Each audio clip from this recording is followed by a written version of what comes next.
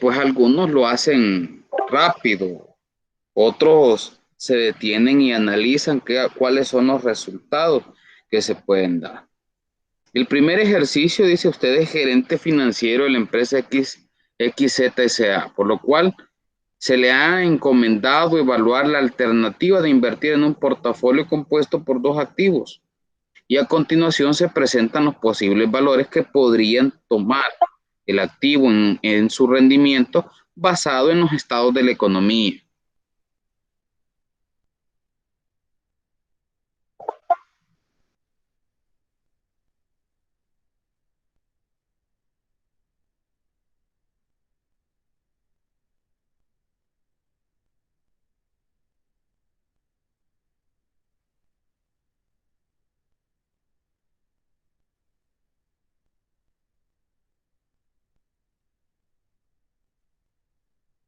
Les voy a dejar de presentar este y me voy a ir a presentar el cuadro de Excel. Bueno, ustedes tenían fácil esto porque solo se iban a meter los datos en el cuadrito de Excel que yo les subí con anterioridad y automáticamente ya les daba todo esto. Todo lo que se les está pidiendo acá ya se los daba.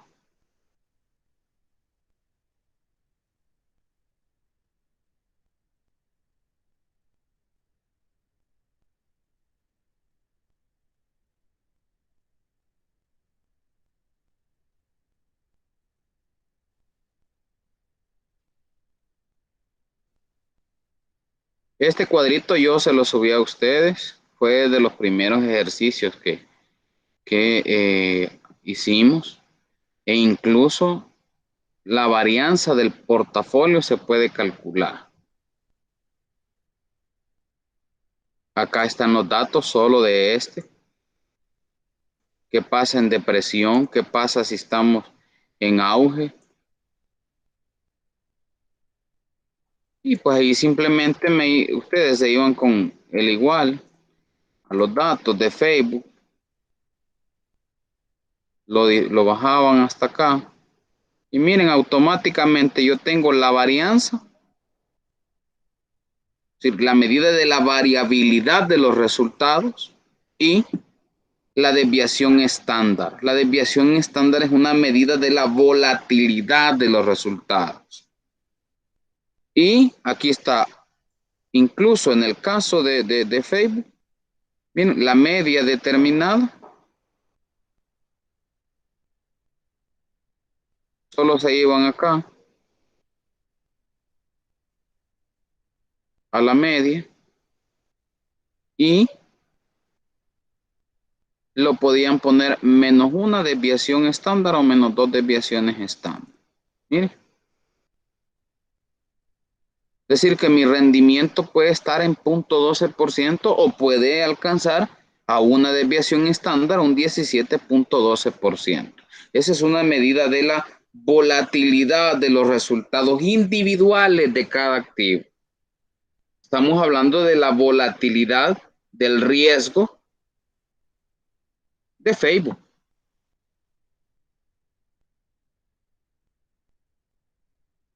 Aquí igual, algunos hasta el mismo, el mismo cuadrito completamente y hasta los mismos análisis me pegaron. Los que yo ya tenía ya no, ni los cambiaron. Y no puede ser así. ¿Por qué? Porque estos son otros datos. Y otros datos, pues obviamente me van a dar otros resultados. Miren, para sacar esto sencillo, de aquí me voy a la media. Menos una desviación estándar. Y no me ha copiado dónde está la desviación estándar.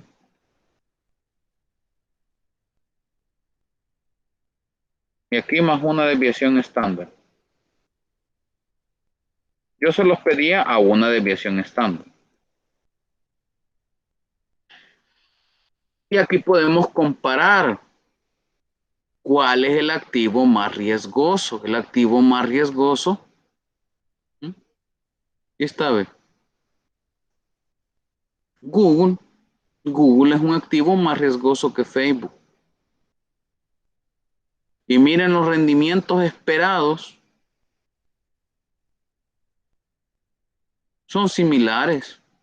A una desviación estándar, yo tengo un 17.12%. Acá, con más riesgo y con un menor rendimiento. O sea que este activo no solo es más volátil, no solo es más riesgoso, sino que tiene un menor rendimiento. Si yo voy a tomar la decisión de invertir en uno de estos dos activos, me quedo con Facebook. ¿Por qué? Porque el rendimiento esperado es de 8.5, la desviación estándar es de 8.6, frente a una desviación estándar de 11.5 y a un rendimiento esperado promedio de 5.50. Estos solo son promedios. Y ese era el análisis que iba a ver aquí, la medida de la volatilidad que representa la desviación estándar es 8.6. A menos una desviación estándar, el rendimiento caería en menos 0.12. Más una desviación estándar alcanzaríamos un rendimiento de 17.12. Y aquí igual. Y si queremos, todavía le podían poner, al comparar los dos activos de manera individual,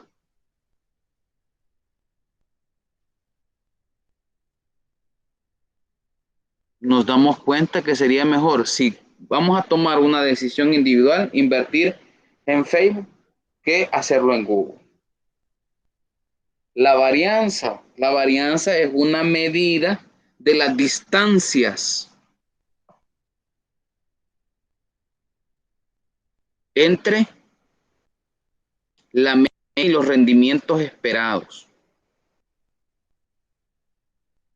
La varianza de Google es mayor que la varianza de Facebook. Ahora, después de todo eso, decía, calcule la covarianza y la correlación.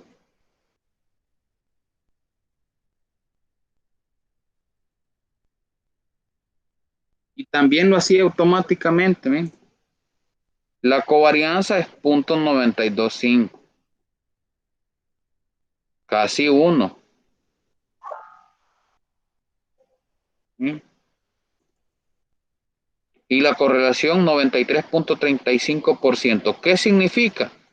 Que los rendimientos de Facebook están estrictamente correlacionados con los rendimientos de Google y viceversa. Y eso se lee bien acá. Miren, en recesión,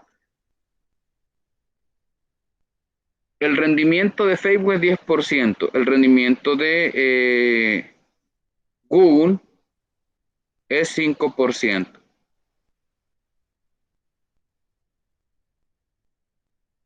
En depresión, 20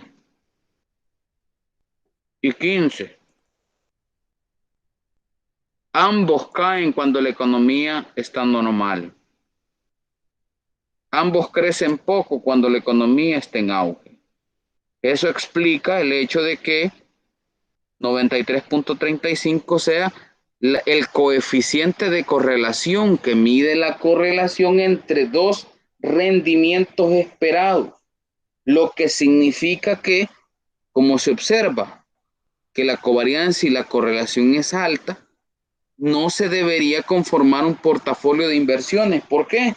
Porque los dos van para el mismo rumbo y el hecho de hacer un portafolio de inversiones es porque nosotros andamos diversificando el riesgo. La diversificación del riesgo es una de las tareas más difíciles, pero de las más importantes para el administrador financiero. Diversificar el riesgo debe ser uno de los objetivos principales del administrador financiero.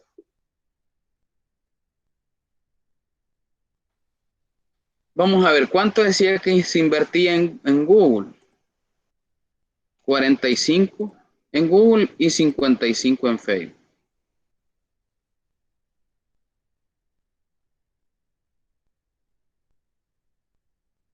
45% y 55%. O sea que el rendimiento del portafolio, si formáramos un portafolio, es 7,1%. Teniendo en cuenta que el coeficiente de correlación es 93,35%, es decir, casi es uno, al empresario le saldría mejor, ya que están correlacionados, elegir uno de las dos inversiones. ¿Cuál tengo que elegir? Bueno, si eso está sencillo, menor riesgo y mayor rendimiento, Facebook. Ahora, ¿por qué creen ustedes que Facebook tiene menor riesgo y y mayor rendimiento? Es porque Facebook es una empresa mucho más estable que Google. ¿Quién es la competencia de Facebook? Prácticamente la competencia de Facebook no es nadie. Ahí tienen a Twitter, pero ¿Twitter de quién es? De Facebook. Y tienen a WhatsApp, pero ¿WhatsApp de quién es? De Facebook. Entonces no hay otra red social que pueda competir con el nivel que tiene Facebook, porque día a día la gente está haciendo cuentas de Facebook. ¿Quién no tiene una cuenta de Facebook? Son más estables. En cambio, Google sí tiene otros navegadores. Hay un montón de navegadores que compiten en el mercado. Además, hay que tener en cuenta el manejo del negocio. Es lo más importante. Ustedes van a ser gerentes, van a ser dueños de empresas y ustedes tienen que estar al tanto de cómo se está comportando el mercado. A mí no me gusta poner ejemplos de las empresas de pan francés porque no espero que ustedes me digan, mire, que voy a vender pan francés. No es malo, pero la economía en algún momento esperamos que se desarrolle. Por lo tanto, la mente del financiero debe estar desarrollada y dispuesta. La administración financiera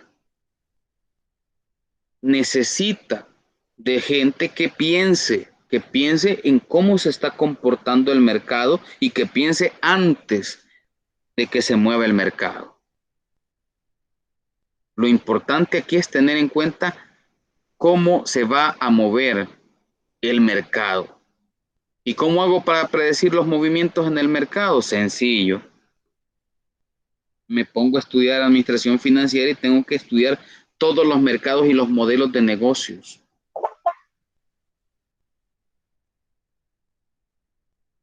Cuando nosotros estamos analizando modelos de negocios, no podemos comparar a Dell con HP. ¿Por qué no podemos comparar la rotación de los inventarios? No podemos comparar el comportamiento en el mercado. No podemos comparar los rendimientos. ¿Por qué? Porque Dell y HP, ¿qué venden? Computadoras. Sí, venden el mismo, están en el mismo mercado, pero el modelo de negocios no es el mismo. Dell tiene menos costos fijos que HP. ¿Por qué? Porque Dell no tiene concesionarias, no tiene bodegas. Entre el 2005, entre el 98 y el 2006, perdón, Dell fue una de las empresas que más creció mientras todos sus competidores caían. Porque usa mucho la personalización. Ahora, ¿qué es la que nosotros también tenemos que ver cuando estamos pensando en invertir en una empresa? En constituir un portafolio de inversiones. Los años de experiencia que tenga la empresa en el mercado, la volatilidad, todo, todos esos factores son factores críticos para medir el riesgo. Los factores críticos de medición del riesgo son los que nosotros tenemos que tener en cuenta a la hora que invertimos. Cuando ustedes les ofrecen invertir en un modelo nuevo de negocios, una nueva idea de negocios, ustedes tienen que hacer una evaluación de factores críticos. Si yo les digo a ustedes, bueno, vamos a ir a poner una venta, vamos a ir a poner nuestra empresa en un lugar donde sea barato el alquiler. ¿Por qué? Para evitar costos fijos. Sí, ¿a dónde? Bueno, vámonos a la Campanera. Hay factores críticos en la campanera que no me van a dejar poner el negocio. La delincuencia es el factor más crítico. Si bien es cierto, los costos se van a reducir, pero la probabilidad de que los costos que no pago en alquiler los voy a pagar en renta. Esa es la realidad de la economía salvadoreña, pero la realidad del mundo es que un cambio en las tasas de interés de la Reserva Federal de los Estados Unidos hace caer los mercados norteamericanos. Entonces, todos esos son los puntos críticos que ustedes tienen que tener en cuenta. Y a partir de ellos es que ustedes miden el riesgo.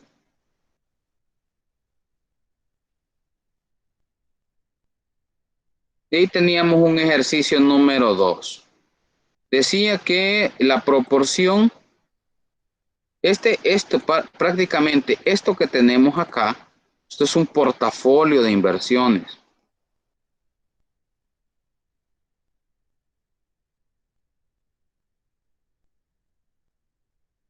Bueno, y algunos me dijeron que en este tuvieron problemas algunos. No uno, varios.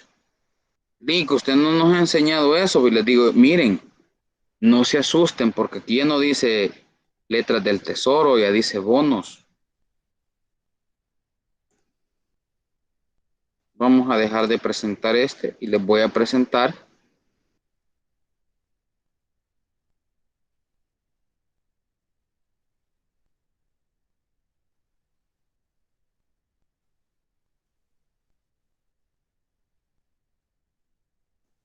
Había un archivo que yo les subí que se llamaba cálculo de beta y otros ejercicios.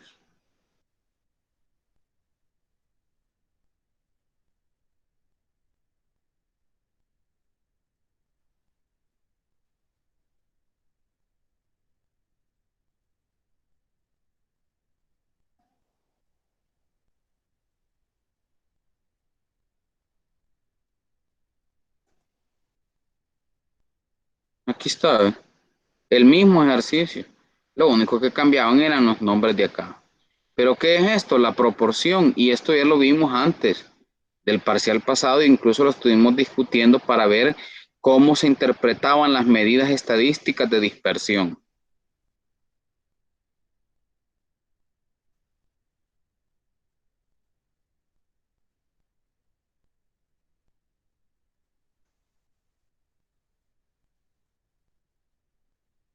Teníamos 30, 40, 15 y 15. 30%, 40%, 15 y 15. Para totalizar un portafolio de inversión del 100%. El rendimiento esperado, ese que está ahí, ya lo tienen. Cuando ustedes van a conformar un portafolio de inversiones, tienen que hacer todo el proceso para establecer cuál es el rendimiento esperado de esos bonos. Y cuando yo digo bonos, yo no sé si van a ser bonos de el Tesoro norteamericano, bonos del Tesoro salvadoreño, bonos del Tesoro venezolano. Pero cuando ustedes ya están conformando portafolios de inversión, ustedes ya saben qué tipo de bonos van a, qué tipo, qué país, si son bonos de la empresa privada o bonos de la empresa eh, estatal.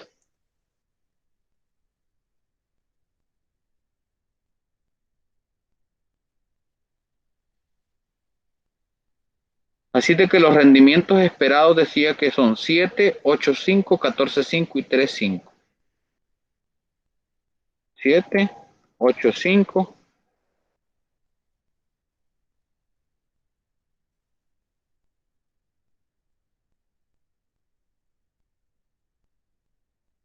14, 5 y 3, 5.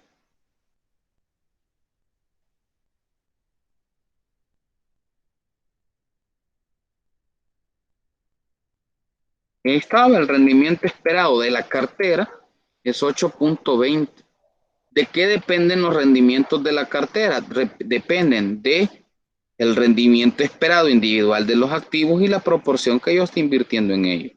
¿Qué hubiese pasado si yo invierto 40% en acciones preferentes y eh, solo 15% en acciones comunes. El rendimiento automáticamente aumenta.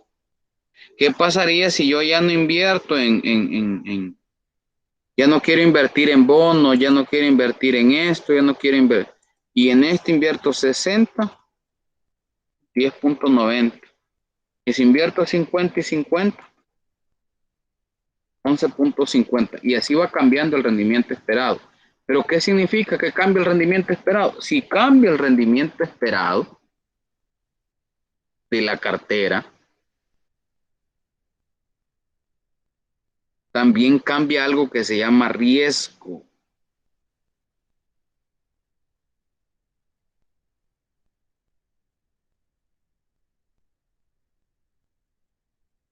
Así quedado. Y el análisis, bueno, el rendimiento esperado de la cartera, dada la composición de los activos, es 8,20%.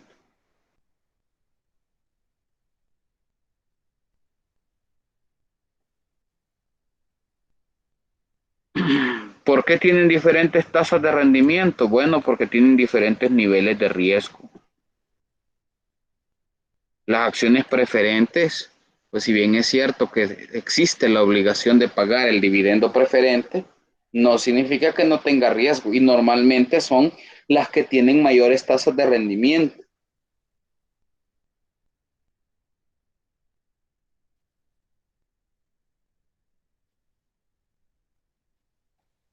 Y este pues era el último. De acuerdo al pronóstico de un analista financiero, el año pasado las acciones de DHL Logístico ofrecían un rendimiento total por lo menos del 13,5%. El presente año la empresa tenía un valor bursátil de 11,000, o sea, en el año cero o P-1 tenía un valor de 11,074 millones de dólares.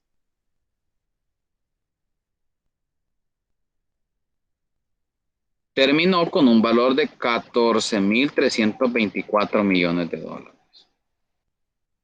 Pero, sin embargo, tuvo una pérdida de 1,200 millones de dólares. Rendimiento esperado 18,5. Les dije, miren, vayan a ver cómo se está comportando el mercado, estudien cómo se está comportando el mercado de acciones de Tesla. Tesla está presentando altos rendimientos en las acciones porque usted puede venderlas y tener unas ganancias insuperables. Sin embargo, Tesla está teniendo pérdidas. ¿Por qué está teniendo pérdidas? Bueno, porque ahorita está en un proceso de expansión de sus plantas para poder hacer frente al mercado de automóviles eléctricos que se le viene. Esa es la razón por la que aunque una empresa tenga pérdidas, genera un rendimiento. Porque el rendimiento no depende de la pérdida, el rendimiento depende del dividendo que se vaya a pagar.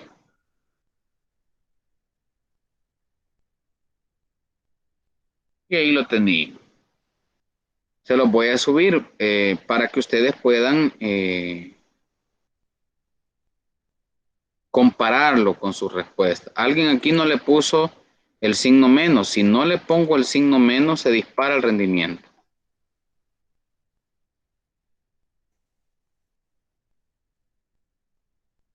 Ustedes tienen que tener cuidado acá también cuando estamos trabajando con porcentajes. ¿Por qué? Porque todos los números deben ir en porcentajes. Si yo le pongo esto a números normales, 10. Vamos a ver.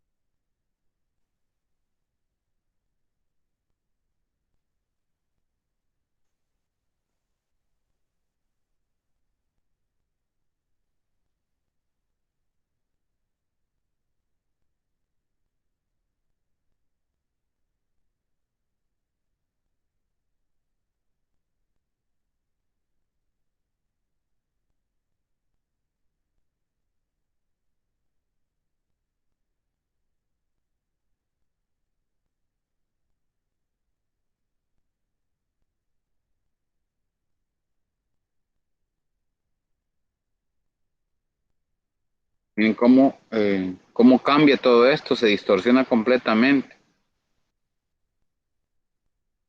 Entonces, con eso hay que tener mucho cuidado.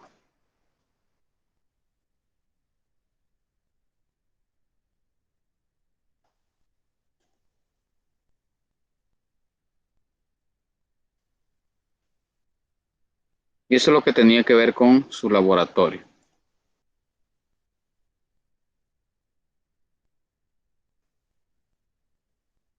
Ahora vamos a lo que nos interesa, a prepararnos para el próximo parcial.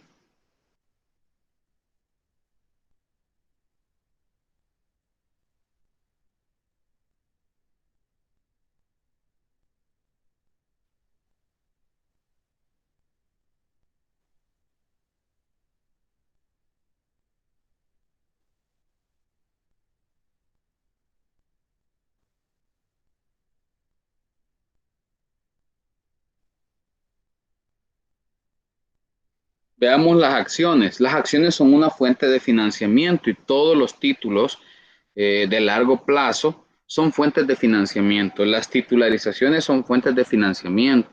El arrendamiento financiero es una fuente de financiamiento también. El arrendamiento operativo también es una fuente de financiamiento, pero no es a largo plazo.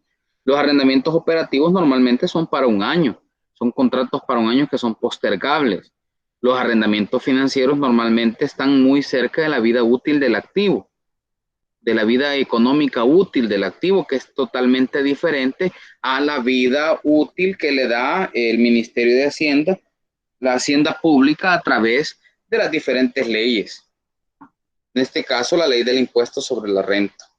Y están muy correlacionados. Por eso, si usted está estudiando administración, tiene que saber de leyes tributarias. Si usted está, si alguien está estudiando mercadeo, debe saber de leyes tributarias. ¿Por qué? Porque están estrictamente relacionados, no son hechos aislados. Es por eso que los profesionales de ahora deben de saber un poquito de todo. Los que están estudiando contabilidad, bueno, porque necesitan comprender la diferencia entre deuda y patrimonio para efectos del tratamiento fiscal. Los derechos patrimoniales de los proveedores de capital, incluyendo los capitalistas de riesgo y los accionistas. Esos capitalistas de riesgo de los que me está hablando ahí, precisamente son aquellos capitalistas que andan buscando empresas en las que puedan invertir. Hay un concepto en los mercados que se llama el crowdfunding. No sé si lo hayan escuchado, pero lo pueden buscar allí en Google. Ahí hay algo sobre el crowdfunding. Buenas noches, Buenas noches, Luis. disculpa Bienvenido. la tardanza, pero había atrás. No hay problema. Gracias. Los de marketing, por ejemplo, usted debe saber que las ideas de los productos y los servicios de la empresa afectarán considerablemente la confianza de los inversionistas en lo que concierne al éxito del proyecto de la compañía. ¿A qué voy con esto? Recuerdan que estábamos hablando antes que una empresa puede destruir o construir valor. Las fuentes de financiamiento sirven para destruir o para construir valor. ¿Por qué? Porque el uso de las fuentes de financiamiento debe tener una razón. Si las fuentes de financiamiento no tienen un uso específico, no hay un plan, que es de lo que se quejan mucho los políticos. No, es que el Ejecutivo no tiene un plan. Como estamos desarrollados en los últimos 30 años, dicen, no, el Ejecutivo no tiene un plan. No tiene un plan igual que no lo tuvo Pedro, no lo tuvo Juan, no lo tuvo nadie. Pero nosotros, que estamos en el mundo de las finanzas, que vamos a ostentar puestos en donde se nos va a requerir analizar qué es lo que se está haciendo, no podemos darnos el lujo de no tener un plan y de no conocer. Los productos y servicios de la empresa afectarán considerablemente la confianza de los inversionistas en lo que concierne al éxito de los proyectos de la compañía. ¿A qué vamos con esto? Que los inversionistas están a la expectativa de cuáles son los productos y nuevos servicios que una empresa puede ofrecer en el mercado. Desde ese punto de vista, es obvio que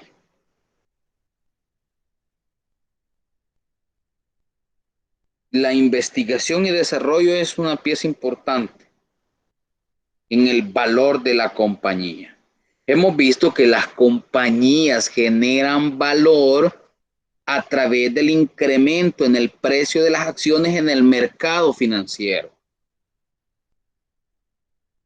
Pero como estamos viendo financiamiento de largo plazo, las acciones son parte de la estructura de capital de una empresa que ya vimos, estructura de capital.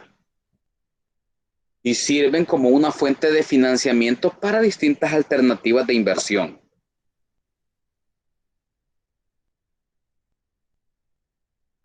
La evaluación de los capitalistas de riesgo y otros inversionistas potenciales dependerá en parte de la eficiencia de las operaciones de la empresa. También debe saber que las operaciones más eficientes en términos de costo traen consigo mejores perspectivas de crecimiento y por lo tanto valuaciones más altas de las acciones. ¿Qué es lo que le está pasando a Tesla?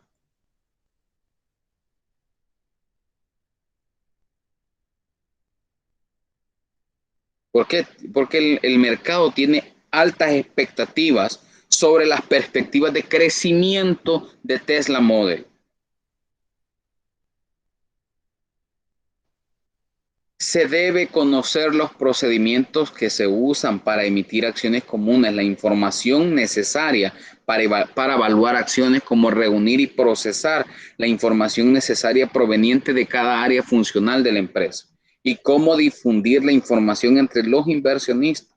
¿A qué vamos con esto? Miren, cuando nosotros buscamos alternativas de inversión, estamos obligados a saber cómo se comportan las acciones. ¿Por qué? Hay que conocer qué es lo que hace que el valor de las acciones aumente. ¿Por qué? Porque si yo puedo como financiero buscar estrategias que permitan aumentar el valor de las acciones, automáticamente también en una nueva emisión, la canasta de los inversionistas, la canasta asequible, la isocuanta asequible de los inversionistas, del mercado de inversionistas, se acerca más a la empresa que ustedes estén gerenciando. ¿Por qué? Porque el inversionista busca una acción con una alta probabilidad de éxito, con un historial de crecimiento sostenido. Si bien es cierto que en la vida hay altos y bajos, chicos y gordos, y de todo, pero en el mercado accionario, lo que los accionistas esperan es por lo menos marcar una tendencia. Al cierre de hoy, las acciones pueden haber estado en 20, mañana a la apertura en 20.50, al cierre en 20.25. Pero hay un nivel en donde las acciones van creciendo. ¿Y por qué les digo esto? Porque en la medida que una empresa muestra perspectivas de crecimiento accionario del valor de las acciones, como se hace más asequible, las acciones se pueden poner más caras y las tasas de rendimiento que se ofrecen pueden ser menores. ¿Por qué? Porque disminuye el riesgo. Una empresa estable disminuye la probabilidad de que un hecho no esperado se suscite. Tanto el capital de deuda como el capital patrimonial son fuentes externas de financiamiento que utilizan las empresas. La diferencia radica en que el financiamiento mediante deuda se obtiene a través de acreedores, de bancos, y el financiamiento mediante capital patrimonial se obtiene por medio de inversionistas, quienes de esta manera se convierten en dueños de una parte de la empresa.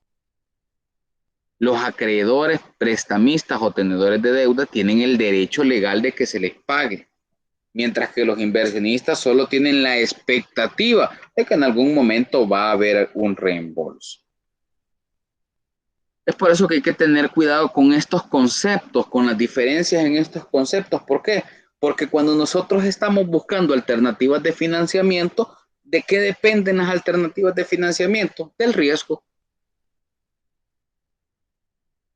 Si el riesgo es muy alto, yo voy a buscar una alternativa de financiamiento que disminuya el riesgo. Y como yo tengo la mirada de las fuentes externas de financiamiento, de los bancos, por ejemplo, si saben que mi negocio es riesgoso, no me prestan. Si la probabilidad de que no les pague es alta, no me van a prestar. ¿Qué le toca al inversionista? Ir a buscar otras fuentes, otras alternativas de financiamiento muy diferentes a las que se había propuesto.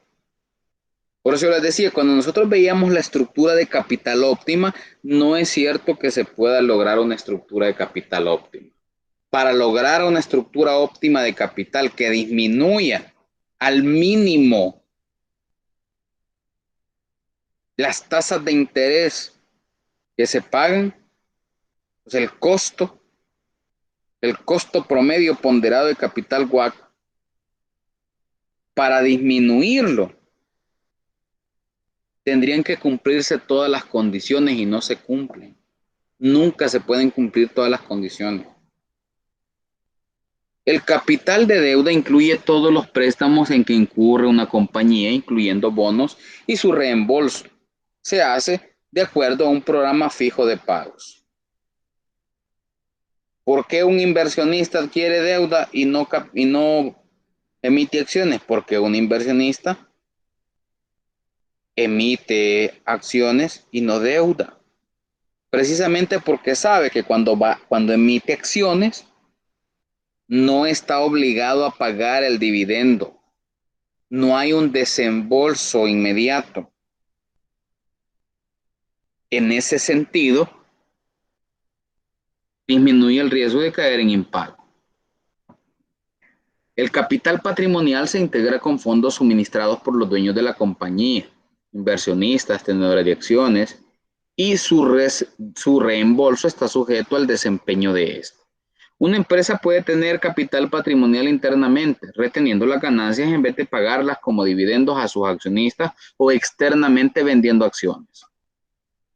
Así de que las fuentes alternativas de financiamiento a través del capital patrimonial son la retención de utilidades y la emisión de acciones en bolsa de valores. A diferencia de los acreedores, los tenedores de capital patrimonial, accionistas, son los dueños de la empresa. Quienes poseen acciones generalmente tienen derecho a voto, lo que les permite elegir a los directivos de la empresa y votar en asuntos especiales. Es decir, tienen derecho a emitir opinión y que les sea escuchado. No así como lo vamos a ver más adelante en el caso de las acciones preferentes, que no tienen derecho a voto. Los derechos de los tenedores de capital patrimonial sobre los ingresos y los activos están subordinados a los derechos de los acreedores. ¿Qué significa? Que en caso de quiebra, primero le pago liquido a los acreedores y de último, si queda algo, le doy a los accionistas. De eso es lo que está hablando. Esto significa que los derechos sobre los ingresos no pueden ser válidos antes de satisfacer los derechos de los acreedores. ¿Cómo se dividen los activos en caso de quiebra? Bueno, ya lo habíamos visto. En caso de quiebra están los acreedores asegurados, los acreedores no asegurados, los bonos no asegurados, los tenedores de capital patrimonial, los tenedores de capital, los dueños de la compañía, tienen el último derecho de los activos. Ya lo habíamos visto. Hemos visto esta parte también. ¿Cuál es la característica? Si el acreedor, el banco no tiene derecho a opinar sobre cuáles van a ser las operaciones de la empresa. Sin embargo, muchos de los préstamos que se negocian con la banca de inversión tienen condicionamientos. Si bien es cierto que no tienen voz en la administración, porque no van a la junta de accionistas a votar por lo que se va a hacer, no es del todo cierto que la voz esté tan muda. ¿Por qué? Porque muchos bancos ponen condiciones a la administración para otorgarles un empréstito. ¿Se acuerdan el caso que analizamos para el primer parcial? Un ejemplo de ello. Te voy a prestar lo que querés, pero te deshaces del Suburban Bank y te quedas solo conmigo.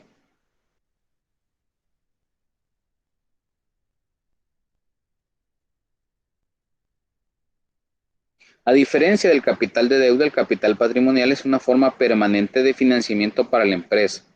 No se vence, por lo que no se requiere un reembolso. La empresa emisora trata los pagos de intereses a los tenedores de deuda como gastos deducibles, es decir, que los intereses son deducibles del impuesto sobre la renta, constituyen un escudo fiscal. Por lo tanto, el administrador financiero está en la obligación de hacer un cálculo de los escudos fiscales. El costo del financiamiento bancario, ya lo habíamos visto, es la tasa T por uno menos la tasa T minúscula que representa la tasa de impuestos. Para determinar cuál es la tasa real de financiamiento, del costo, el costo del fondeo a través de deuda. Una empresa puede obtener capital patrimonial a través de la venta de acciones comunes o preferentes. Todas las corporaciones emiten inicialmente acciones comunes para recaudar capital patrimonial. Es decir, antes de emitir cualquier otro título, lo primero que se emite son las acciones. ¿Por qué? Porque las acciones son el parámetro de medición para determinar el posible éxito o fracaso de una empresa.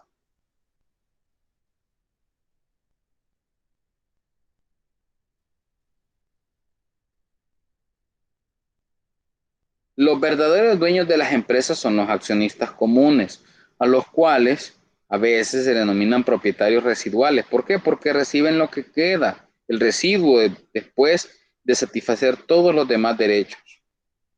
Tienen la certeza de algo, no pueden perder más de lo que invirtieron en la empresa. Como consecuencia de esta posición por lo general incierta, los accionistas comunes esperan recibir una compensación consistente en dividendos adecuados y en última instancia en ganancias. Ahora veamos algo. En el caso de los dividendos que se espera recibir, normalmente los accionistas, esto esperan que haya un reparto de dividendos. Y ya lo hemos visto como la política de dividendos tiene un impacto en el valor de las acciones y el valor de las acciones impacta el valor de la empresa y el valor de la empresa impacta las perspectivas de crecimiento y las perspectivas de crecimiento impactan el valor de nuevas emisiones de acciones. Y que aquí todo es impacto. Los productos y servicios que se negocian impactan el valor de las acciones, impactan las perspectivas del consumidor. Los problemas que tenga la empresa pueden impactar el valor de la empresa o solo impactar las utilidades. Es decir, si tuve una corrida de producción que no fue satisfactoria, si compré materia prima en momentos en los que estaba demasiado caro y después lo pude haber encontrado barato, eso me puede ocasionar pérdidas. Pero mientras el mercado todavía me quiera dentro de él, no hay ningún problema.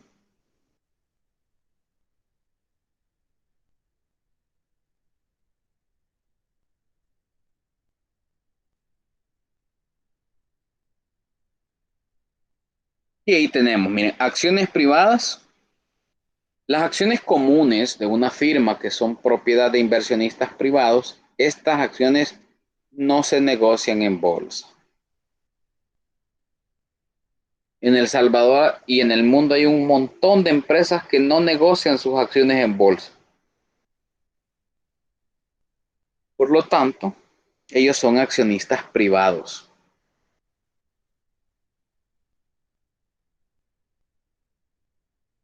que pueden encontrar alternativas de financiamiento cuando por ahí se encuentran a lo que nosotros les denominamos capitalistas de riesgo.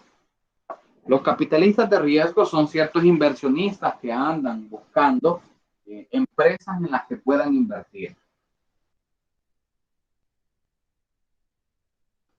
Y ellos invierten en función de las expectativas de crecimiento que tenga la empresa.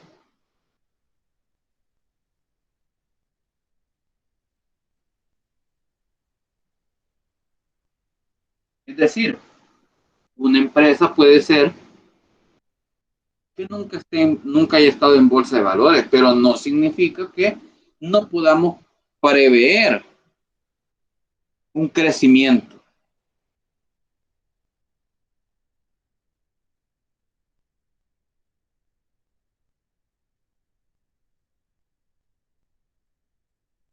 Después de ello tenemos las acciones públicas.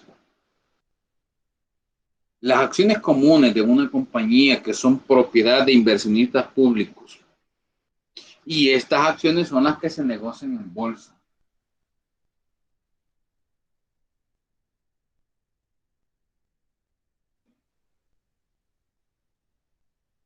Dentro de este tema vamos a ver cómo se hace la primera emisión de acciones.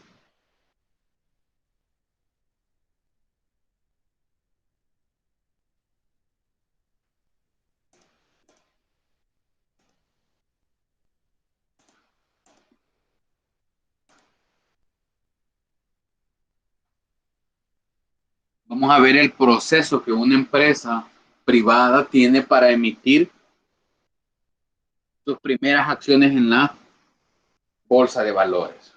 ¿Y por qué? Porque es parte de lo que nosotros estamos estudiando. Si nosotros estamos estudiando las fuentes de financiamiento como alternativas dentro del tema de financiamiento de largo plazo, hay que ver desde dónde nace el hecho de que una empresa pueda emitir acciones. No es nomás que yo llego a la bolsa de valores, les digo, miren, bolsa de valores de El Salvador, mi empresa quiere emitir acciones, así de que yo me vengo el martes, que normalmente son los días en los que se trabaja en la bolsa de valores y se emiten acciones en el mercado primario, y hacemos el proceso el martes y ya el miércoles yo ya he vendido todas mis acciones y ya tengo mi plata. No, hay un proceso a seguir para la emisión de acciones que lo dicta la superintendencia del sistema financiero, en el caso del mercado salvadoreño, y la bolsa de valores y Cedevale. Y se necesita un soporte, un padrino para emitir acciones. Y cuando yo voy a emitir acciones, yo necesito que alguien esté atrás de mí, ayudándome a todo el proceso de emisión. Y eso es la banca de inversión.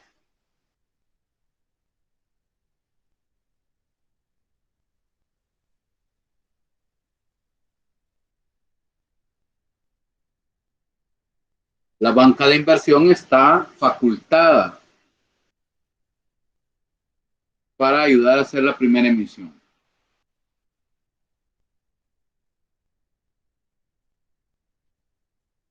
Lo mismo pasa cuando se hacen titularizaciones. La titularización también es parte de las alternativas de financiamiento de largo plazo. Y la titularización funciona como una deuda.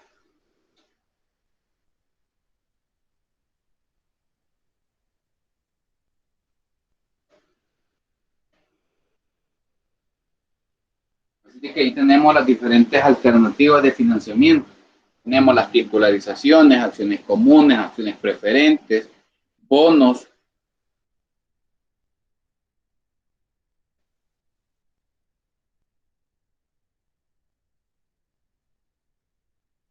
Si ustedes se fijan, hay un común denominador. Siempre se mide el riesgo.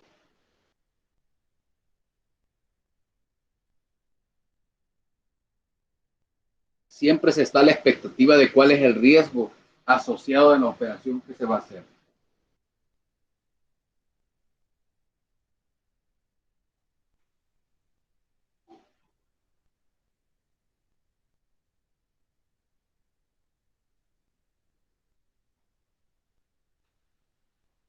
Las acciones comunes de una firma pueden ser acciones privadas en manos de inversionistas privados o acciones públicas en propiedad de inversionistas públicos. Las compañías privadas tienen con frecuencia capital perteneciente a pocos accionistas individuales o un pequeño grupo de inversionistas privados, tal como la familia. Ya habíamos discutido también cuáles son los problemas que más que todo acá en El Salvador, a nivel de la economía salvadoreña, pasan las empresas que son familiares. Aunque hay algunas familias que tienen empresas y han sido exitosas. Ahí está Simán, por ejemplo. El valor de mercado de una acción común no tiene ninguna relación con su valor a la par.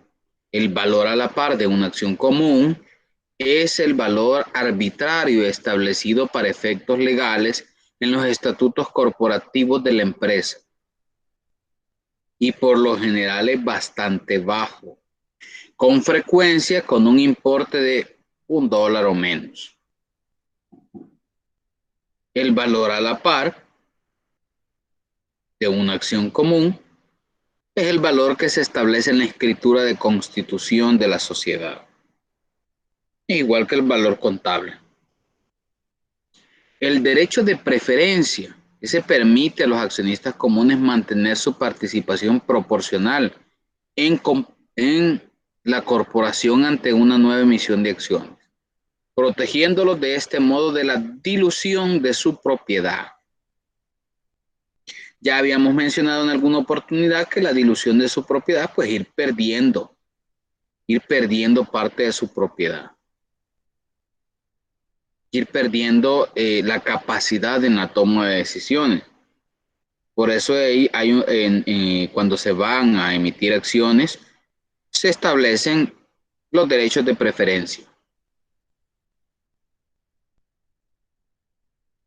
La dilución de la propiedad es una reducción en cada propiedad fraccionaria de los accionistas, resultante de la emisión de acciones adicionales comunes. Los derechos de preferencia permiten a los accionistas preexistentes mantener el control de su voto antes de la emisión y los protege contra la dilución de las ganancias. ¿A qué se refiere con la dilución de las ganancias? Bueno, que muchos accionistas nuevos van a venir a disfrutar de los dividendos de la empresa, teniendo en cuenta que yo tengo accionistas que tienen más de 20 años que estuvieron ahí cuando se firmó la escritura de constitución, que son los que prácticamente son los padres de la empresa, y que venga otro accionista y solo se vaya a llevar el dinero, pues como que no les parece. Y les digo esto porque cuando ustedes estén en sociedades que tienen capital accionario, puede ser que quieren emitir, pero ustedes van a tener que buscar alternativas para evitar ese problema, que se vayan a diluir las ganancias o que se vaya a diluir la propiedad de los accionistas. Esta dice disminuye cuando su derecho sobre las ganancias de la empresa disminuye como resultado de las nuevas acciones que se emiten. ¿Por qué? Porque los nuevos accionistas van a venir y van a tener derechos sobre los dividendos. Por eso se establece un derecho de preferencia en el que el accionista antiguo tiene la oportunidad de comprar en igual proporción a las acciones que ya posee, acciones que se están negociando en el mercado. Con eso, ¿qué se permite? Mantener el control. Ahora bien, si un accionista simplemente ya no quiere ese derecho de preferencia, él lo puede vender a uno de los demás accionistas. Y al venderle a uno de los demás accionistas, por ejemplo, si alguien tiene 4 accionistas y los 4 tienen el 25% de las acciones, 25 cada uno, que conforman el 100 en su totalidad. Si uno de esos 4 inversionistas no quiere el derecho de preferencia y se lo vende a uno de los demás compañeros socios,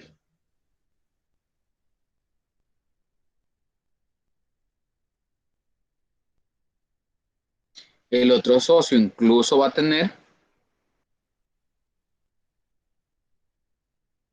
más poder. De esta manera, si un accionista o todos tienen derecho de preferencia, podrán adquirir acciones en la misma proporción que ya poseen y el precio menor al valor de mercado. Esta es otra cuestión, que cuando los mismos accionistas las van a comprar en la emisión y tienen derecho de preferencia, el precio que estos accionistas pagan es mucho menor al valor de mercado. En estas situaciones, los derechos son una herramienta de financiamiento importante, sin la cual los accionistas correrían el riesgo de perder su control proporcional de la corporación.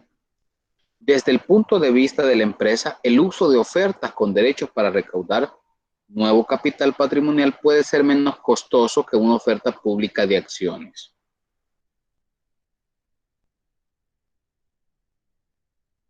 ¿Por qué? Porque cuando nosotros vamos a hacer una oferta pública de acciones hay que pagar los derechos de transacción, hay que pagarle a la bolsa de valores, hay que pagarle a los intermediarios y todo eso genera costos.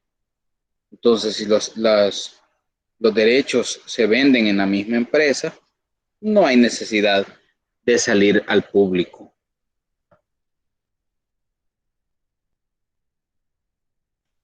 El acta constitutiva de una empresa indica cuántas acciones autorizadas puede emitir esta última. La empresa no puede vender más acciones que las autorizadas en el acta sin obtener autorización por medio de una votación de los accionistas. ¿Qué significa? Que si en el acta constitutiva dice que se pueden emitir hasta 10,000 acciones y ya tenemos 8,000, solo podemos emitir 2,000 acciones más y ahí estaríamos terminando con la regla que nos habla el acta constitutiva de solo emitir 10,000 acciones en total. ¿Qué significa? Que si nosotros quiero emitir más porque necesito más financiamiento, necesito inyectar capital y son más de 2,000 acciones al precio de mercado que las voy a vender, obviamente tienen que votar los accionistas, cambiar el acta constitutiva. En el caso de El Salvador tienen que ir a registrar de nuevo en el CNR, actualizar el registro en el CNR y ya podrían emitir acciones por una mayor cantidad. Es decir, que el número de acciones a ser emitidas dependen de un acuerdo entre los accionistas en junta para determinar el número correcto de emitir en función de las necesidades de financiamiento que tenga la entidad. Entiéndase que cuando nosotros estamos emitiendo acciones, esto dependen de las necesidades de financiamiento. Y las necesidades de financiamiento dependen de las diferentes alternativas de inversión o de crecimiento de la empresa. Por lo tanto, la estructura financiera de la empresa es un factor de carácter ordenado. Las acciones autorizadas se convierten en acciones en circulación cuando son emitidas o vendidas a los accionistas. Si la empresa recompra algunas de sus acciones en circulación, estas acciones se contabilizan como acciones en tesorería y dejan de considerarse acciones en circulación. Ya hemos hablado también de parte de las estrategias de las empresas para obtener financiamiento o para disminuir aumentar, perdón, el capital patrimonial. Si venden acciones, estamos aumentando el capital patrimonial. Si se recompran acciones, estamos disminuyendo el capital patrimonial. ¿Qué pasa cuando nosotros disminuimos el capital patrimonial? Como el patrimonio es más chico, el rendimiento sobre la inversión es más alto.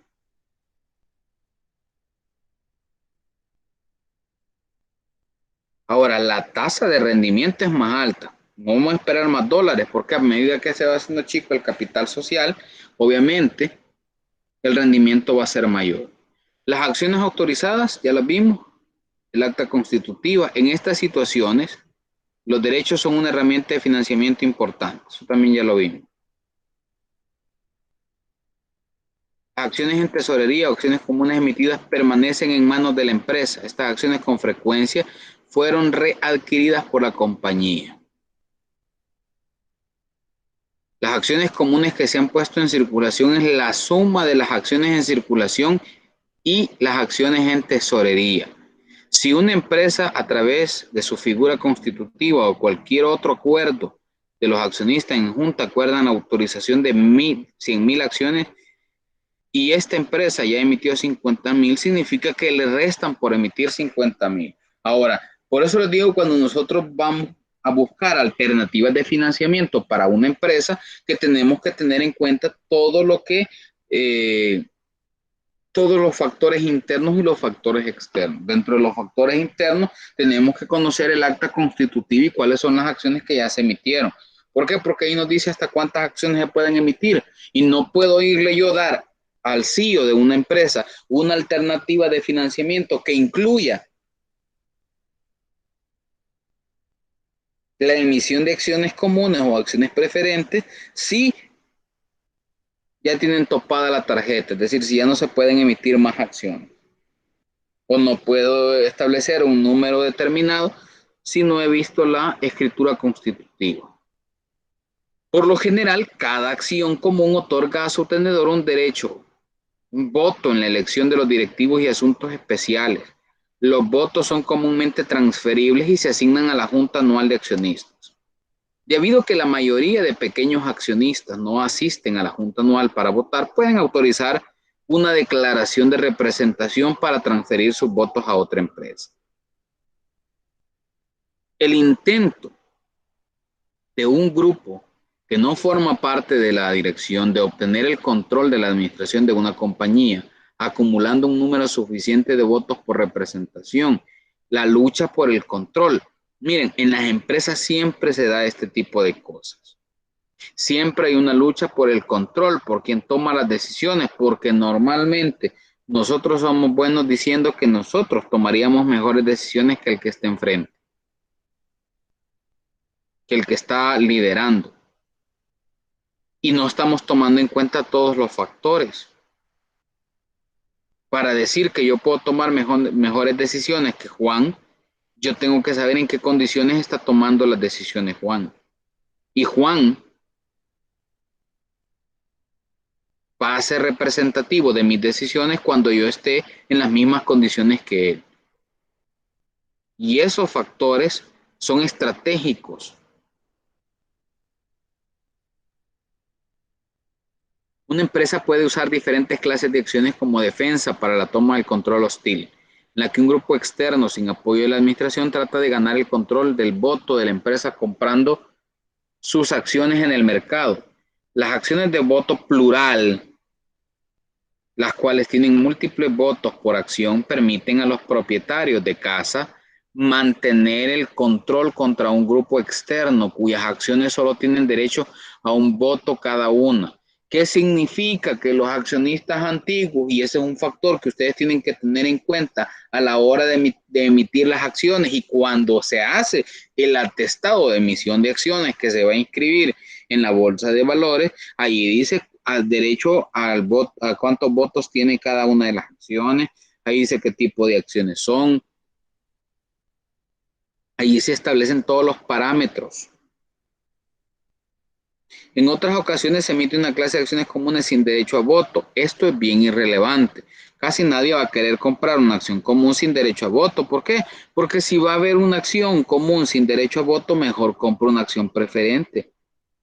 Que la acción preferente voy a tener un dividendo asegurado y ya sé que por ley las acciones preferentes no tienen derecho a voto. El mercado internacional de acciones comunes no es tan grande como el mercado internacional de bonos. La emisión y negociación de acciones comunes en el extranjero aumentó considerablemente en los últimos 30 años. ¿Por qué? Porque aumentan la fuente, las alternativas de financiamiento. Las finanzas prácticamente buscan modelar diferentes alternativas en la toma de decisiones. Y esas diferentes alternativas dependen de la apertura del conocimiento que yo tenga. Si el administrador financiero no sabe cómo se emiten las acciones y si sabe cómo se emiten, pero no sabe los tipos que existen, y si sabe los tipos que existen, pero no sabe cuáles son las que debería emitir la compañía en función de un conjunto de factores de riesgo y de rendimiento, de imagen, de perspectivas del mercado, de crecimiento, entonces no está haciendo nada.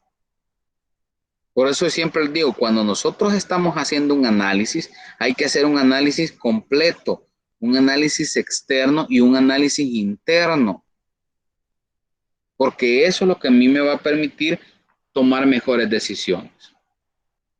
Si bien el mercado internacional de acciones comunes no es tan grande como el mercado internacional de bonos, la negociación pues aumentó en los últimos 30 años, eso lo habíamos visto.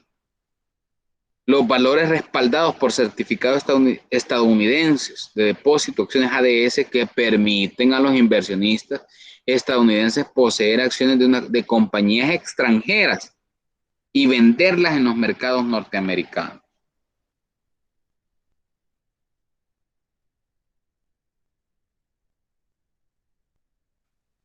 Veamos las acciones preferentes. Las acciones preferentes otorgan a sus tenedores ciertos privilegios que les dan prioridad sobre los accionistas comunes.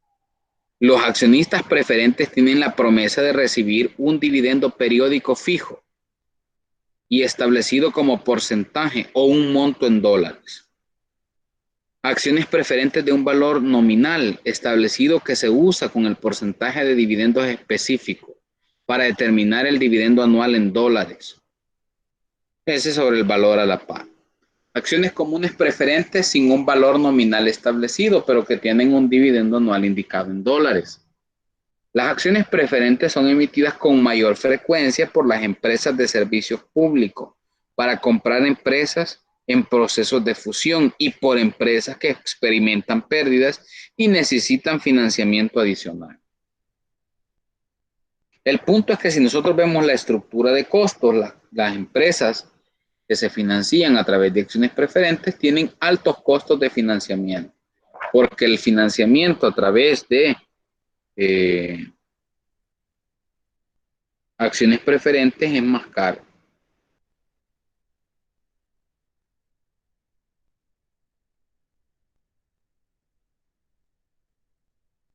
Los derechos básicos de los accionistas preferentes son más favorables que los derechos de los accionistas comunes. Con frecuencia, los accionistas preferentes se consideran casi deuda, porque de manera muy similar los intereses de la deuda especifican un pago periódico fijo. Las acciones preferentes difieren de la deuda en que no tienen una fecha de vencimiento, es decir, no se establece cuándo se debe pagar, ni cuándo se deben recomprar las acciones.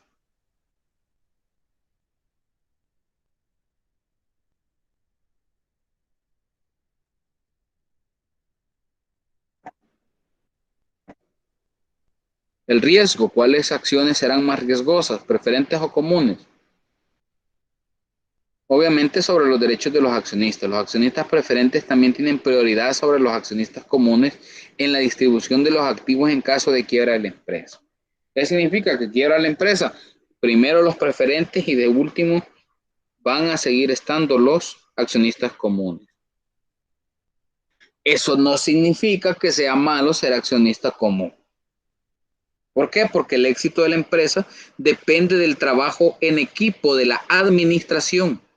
El monto de la reclamación de los accionistas preferentes en liquidación normalmente es igual al valor a la par o establecido de la acción preferente. Los accionistas preferentes normalmente no reciben un derecho de voto. No obstante, algunas veces se permite a los preferentes elegir a un miembro del consejo directivo. Es decir, que eso es esporádico, va a depender de la administración.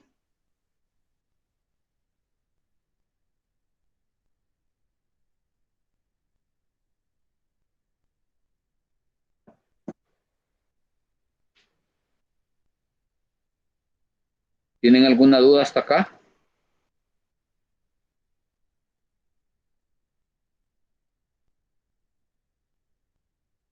Lick, usted mencionó una vez que los accionistas preferentes tienen un acuerdo con los dueños de las empresas con respecto al porcentaje de ganancia que obtienen por sus acciones y también de la fecha a pago. Eso siempre, a cuando que tenga un acuerdo, pero cuánto es el porcentaje siempre va a depender de los preferentes o la empresa lo puede tomar como dependiendo de las acciones que tengan. Fíjese que antes, cuando no teníamos el mercado, cuando el mercado no estaba desarrollado, había una tasa de interés ya definida que para el caso de El Salvador era del 12.5%. Ahora que los mercados están más desarrollados, pues ya no hay, tiene que ser siempre un acuerdo entre el accionista preferente y el empresario, pero normalmente la tasa es más alta. Lo que pasa es que, por ejemplo, Grupo Q puede emitir acciones preferentes y tú las compras, pero cuando tú compras acciones de Grupo Q, te van a dar un documento que avala que Luis Girón es dueño de acciones preferentes de Grupo Q. Y en ese documento, que es un contrato legal, ahí te establecen cuál va a ser la tasa de rendimiento de las acciones preferentes, la tasa de dividendo de las acciones preferentes, te establecen cuáles son los tiempos en los que se te va a pagar el dividendo también. Ahora, la ley lo que dice acá en El Salvador, en el Código de Comercio, que si después de 3 años no te han pagado los dividendos que se negociaron en ese mismo documento, pues está facultado para convertirte en un accionista común. O también puedes demandarlos civilmente, mercantilmente, para que respondan tanto mercantil como civilmente por los daños y perjuicios que se te hayan ocasionado. Pero todos los rendimientos van en un documento, Luis. Ok, ok, gracias. Okay. ¿Una otra pregunta?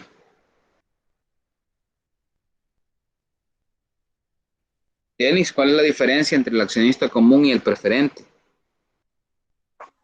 La diferencia, Lick, es de que los accionistas comunes son prácticamente los miembros de las juntas directivas de las empresas y los preferentes son aquellos, podrían ser siempre miembros podría sacar un accionista común, convertirse también en preferente, pero la diferencia es que los preferentes obtienen un porcentaje establecido acerca de la inversión que hacen la empresa. Entonces, esa es la diferencia, de que los comunes pues son acciones de junta directiva, la cual al final del periodo podría o no repartirse y los preferentes son acciones que se dan, de las cuales no hay opciones de pagarlas, sino que se tienen que pagar porque se tienen que pagar. Ok, Elena López está de acuerdo con lo que Denis ha expresado sobre la diferencia entre accionistas preferentes y accionistas comunes.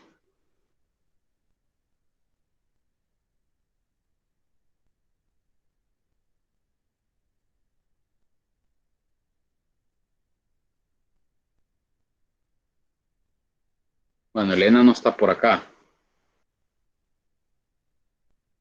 Sí, aquí estoy, Lick. Ah, yo creí que me había ido. Ajá.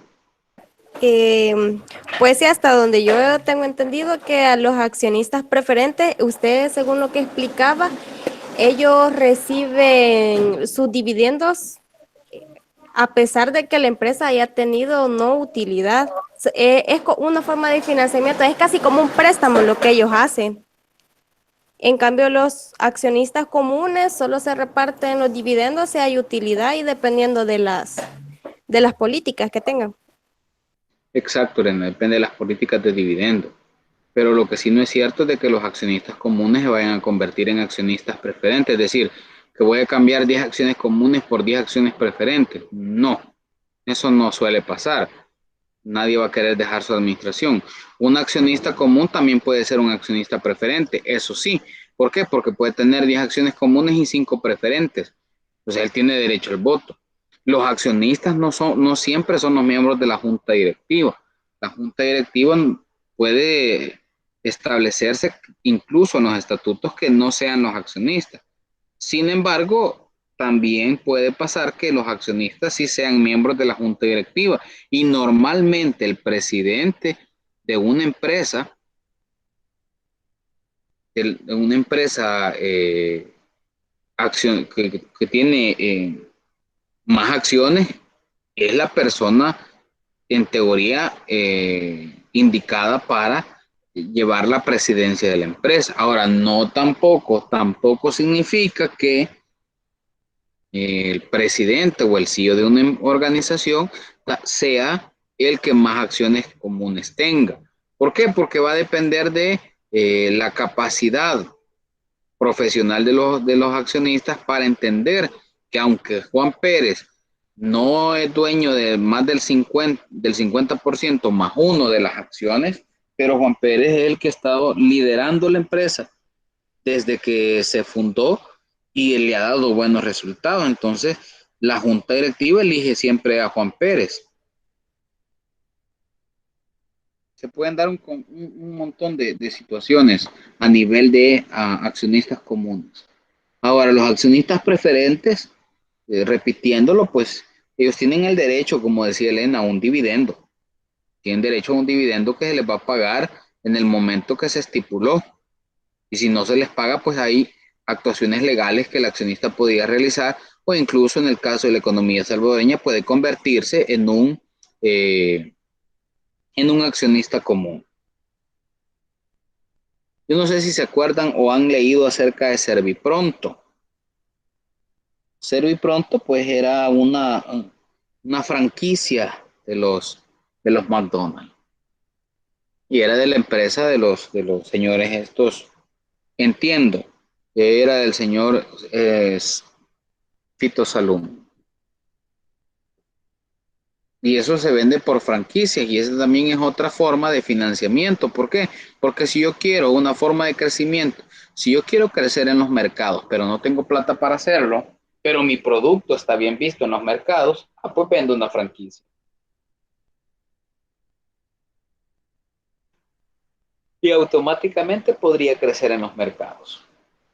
Y puedo tener un mayor nicho de crecimiento y ahí tienen ustedes a Zara, ahí tienen a Pull&Bear, varias franquicias que se han venido. Ahí tienen la nevería que vende la franquicia. Hay un montón, la Pizza Hut, China Walk, que maneja a través de franquicias. ¿Por qué? Porque lo que las empresas buscan es crecimiento.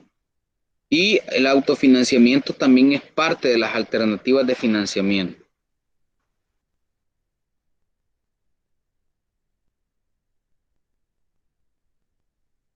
Por lo general se incluyen varios detalles en una emisión de acciones preferentes, los cuales, junto con el valor a la par de las acciones, el monto de los pagos de los dividendos y las fechas de los pagos de los dividendos y cualquier cláusula restrictiva, se especifican en un acuerdo similar al del contrato de la emisión de bonos. Las acciones preferentes rescatables permiten al emisor retirarlas dentro de cierto periodo y a un precio especificado.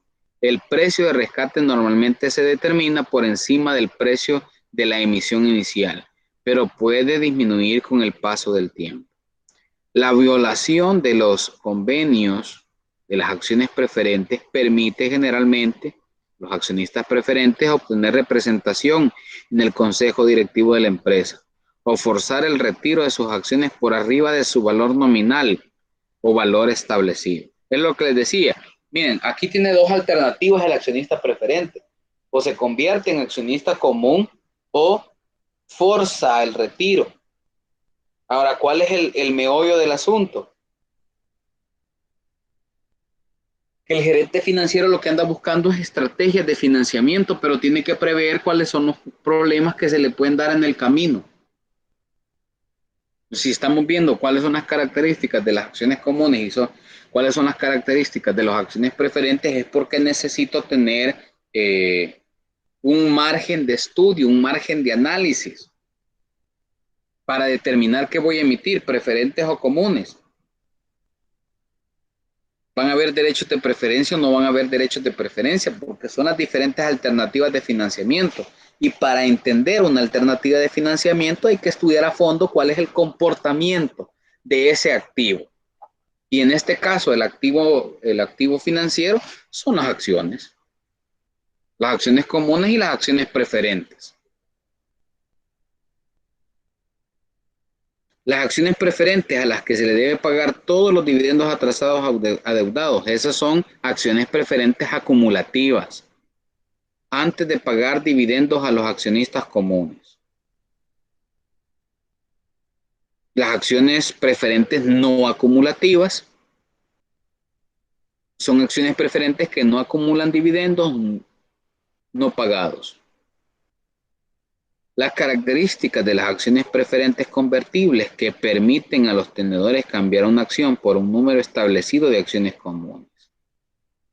Aquí hay operaciones de conversión.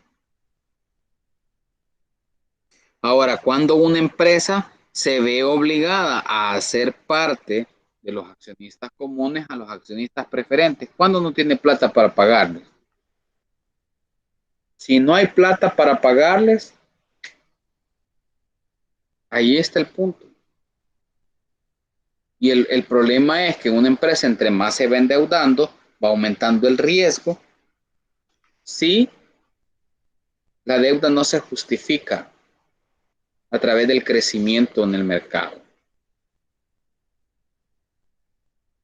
Debido al alto riesgo relacionado con una empresa recién creada, el financiamiento inicial de una empresa proviene principalmente de sus fundadores en forma de una inversión en acciones comunes. Por lo tanto, por aquí aparecen los inversionistas de capital de riesgo. Y este es el ciclo de vida de un inversionista. Aquí vamos adquiriendo activos. En la madurez profesional, pues ya estás preocupado por el retiro.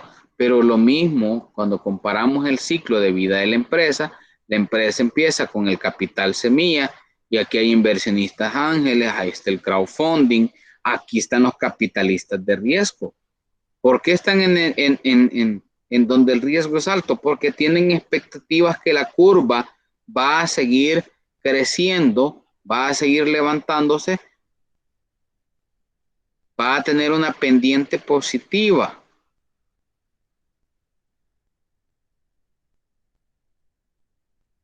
Si el inversionista creyera que el rendimiento de la empresa o la expansión va a tener una curva negativa, nunca invertiría. Pero como creen que la curva va a ser positiva, es que invierten acá. Ahora, aquí en el medio y en la expansión hay capital privado. Es decir, las emisiones se hacen a nivel de capital privado. Y en la madurez, ahí ya se da una oferta pública cuando las empresas ya son maduras.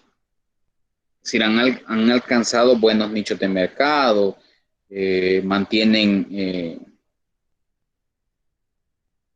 buenas expectativas de crecimiento, el riesgo ya ha disminuido, el mercado te conoce. Ahora, llegar desde la semilla hasta la madurez lleva mucho o poco tiempo. Mucho, ¿por qué? Porque depende del negocio. Poco, ¿por qué? Porque también depende del negocio. Por ejemplo, Facebook. Investiguen cuando Facebook emitió su primera oferta, su OPI, su oferta de inversiones. Y se van a dar cuenta que es de una de las empresas que más ha crecido en el mercado.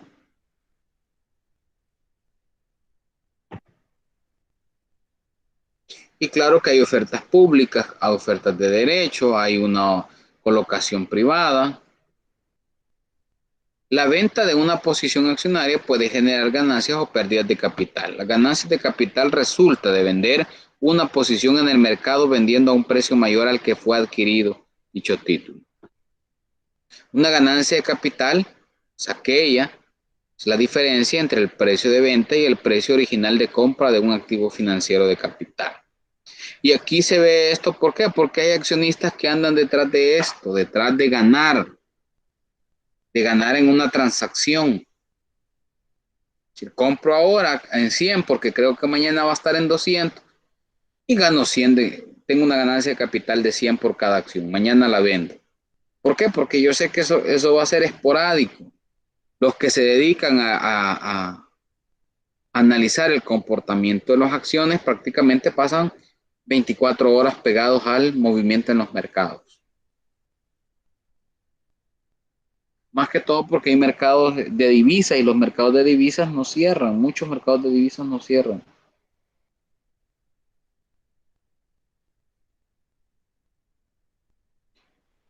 Yield es el retorno en el periodo de inversión. No debemos nunca confundir Y, rendimiento al vencimiento, con el retorno de la inversión en un bono durante un lapso de tiempo. Yield to manufacturing o maturity se define como la tasa de descuento de la cual el valor presente de todos los pagos de interés y capital del bono se hacen equivalentes al precio pagado hoy por esto. Además, representa el retorno que se obtendría del bono si se mantuviera hasta su vencimiento. Por el contrario, el retorno durante un periodo de inversión se calcula en base al ingreso generado durante un lapso. Y ahí tenemos un retorno sobre la inversión. Un bono a 30 años paga una tasa cupón, un cupón del 8%, es decir, $80, se compra en 1,000 en el mercado primario. Al final del primer año lo vende por un valor de 1,050. Así que el rendimiento va a ser los 80 del flujo de efectivo positivo más el valor al que se vende menos el valor al que se compró sobre el valor nominal, que serían los $1,000, y se obtiene obviamente un rendimiento del 13%.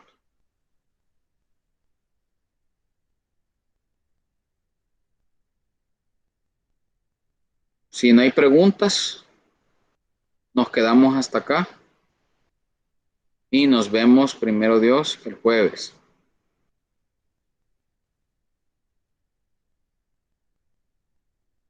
Gracias, Lick.